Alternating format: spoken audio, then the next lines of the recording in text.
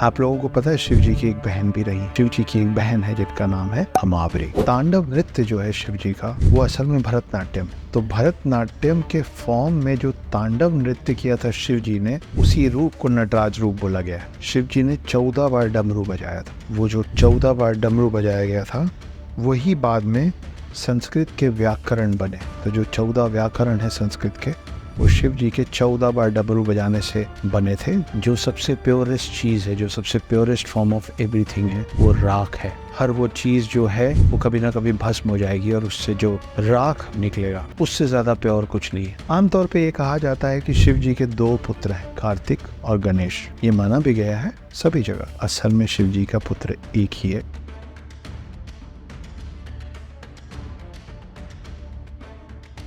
Hi guys, my name is Urmila Putra Akshat Gupta. I am a full-time house husband, part-time author, screenwriter, poet and lyricist. Shiv जी के बारे में बहुत सारी बातें आप लोग मुझसे सुन चुके होंगे, मगर कुछ रोचक कहानियाँ, छोटी छोटी मगर बहुत इंटरेस्टिंग बातें आपको बताना जा रहा हूँ मैं शिव जी के बारे में। हमने नटराज रूप की बात की और तांडव की बात की। तांडव नृत्य जो है शिव जी का वो असल में भरतनाट्यम। तो भरतनाट्यम के फॉर्म में जो तांडव नृत्य किया था शिव जी ने, उसी रूप को नटराज रूप बोला गया है। आप लोगों को पता है शिव जी की एक बहन भी रही। तो हुआ ये कि जब कैलाश पर्वत में शिव जी के साथ पार्वती जी जाके रहने लग गई थी, एक समय ऐसा आया जब पार्वती जी को बहुत ज्यादा अकेलापन लगता था और शिव जी को पार्वती जी ने जिद की कि मुझे एक नंदन चाहिए। और शिव जी ने अपनी माया से अपने लिए एक बहन और पार्वती जी के लिए एक नंद तैयार की और उनकी उस बहन का नाम पड़ा अमावरी। तो शिव जी की एक बहन है जिनका नाम है अमावरी। तांडव नृत्य करने के बाद ऋषि संकादी के लिए शिव जी ने 14 बार डमरू बजाया था। वो जो 14 बार डमरू बजाया गया था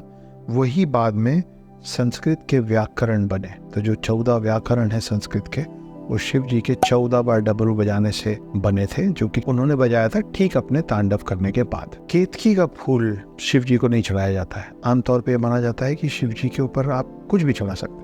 के पसंदीदा चीजें हैं जैसे बेलपत्र, धतूरा, दूध, मगर फिर भी ये माना जाता है कि शिव जी को प्यार से चढ़ाने में सब कुछ ग्रहण कर लेते हैं वो। मगर उनको केतकी का फूल नहीं चढ़ाया जाता है, क्योंकि केतकी ने साथ दिया था ब्रह्मा जी के झूठ पे, जिसके कारण ब्रह्मा जी का एक सर काटना पड़ा। एक और बहुत अच्छी कहानी है राख की, भस्म की, एशेस की। तो एक ऋषि थे जिनका नाम था प्रनाद ऋषि, और वो लगे हुए थे अपनी पूजा पाठ में, अपनी तपस्या में, और वो जंगलों में रहते थे। और जंगलों में वो सिर्फ पत्ते और फल खा के रहते थे। कई साल बीत गए, वो तपस्या करते रहे और सिर्फ पत्तों पे और फल पे जीवित थे। एक दिन अपने आसपास की सफाई करते समय ऋषि प्रहलाद की उंगली कट गई, और जब उंगली कटी तो उसमें से खून की जगह फूलों का, पत्तियों का और फलों का रस निकला। और वो देख के वो इतना खुश हुए कि उन्होंने पूरे संसार में अनाउंस कर दिया कि I am the purest form, मैं सबसे शुद्ध हो गया हूँ, इतना शुद्ध हो गया हूँ कि मेरे अंदर अब सिर्फ रस है। जब ये बात शिव जी को पता चली तो शिव जी एक वृद्ध आदमी का अवतार लेके आए, उनसे वाद विवाद हुआ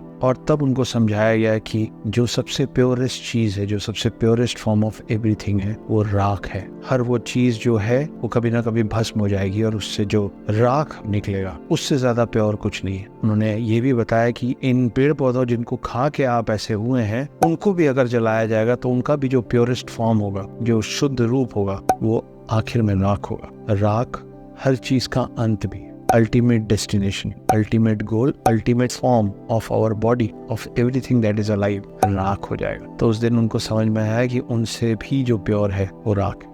आमतौर पे ये कहा जाता है कि शिव जी के 2 पुत्र हैं, कार्तिक और गणेश। ये माना भी गया है सभी जगह, मगर सही मायने में शिव जी का एक ही पुत्र है और वो है कार्तिक। क्योंकि जो गणेश जी हैं वो माता पार्वती के उपटन से निकले थे, उपटन से बनाए गए थे। इसीलिए शिव जी को पता नहीं था कि माता पार्वती ने एक और पुत्र खुद अपने उपटन से तैयार किया है, जिसकी वजह से वो मिसअंडरस्टैंडिंग, वो कंफ्यूजन हुआ था, जिसमें शिव जी ने उस बच्चे का गला काटा था और बाद में हाथी का चेहरा लगा के उनको उपाधि मिली थी गणेश की। तो ये कहानी है कि असल में शिव जी का पुत्र एक ही है, कार्तिक। और कार्तिक को कहा जाता है गॉड ऑफ वॉर, क्योंकि वो देवों के सेनापति हैं। और गणेश जी को कहा जाता है गॉड ऑफ विजडम, वो बुद्धि के देवता है और वो शक्ति के देवता है। कार्तिक शक्ति के और गणेश जी बुद्धि के। तो ये कुछ कहानियां, रोचक कहानियां शिव जी के बारे में।